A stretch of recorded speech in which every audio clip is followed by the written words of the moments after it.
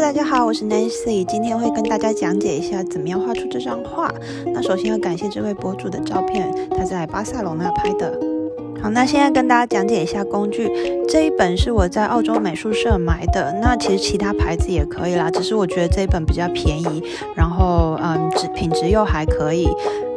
要拿来画水彩的纸呢，就不要选太薄的，我建议是至少在200克、200 GSM 以上的纸。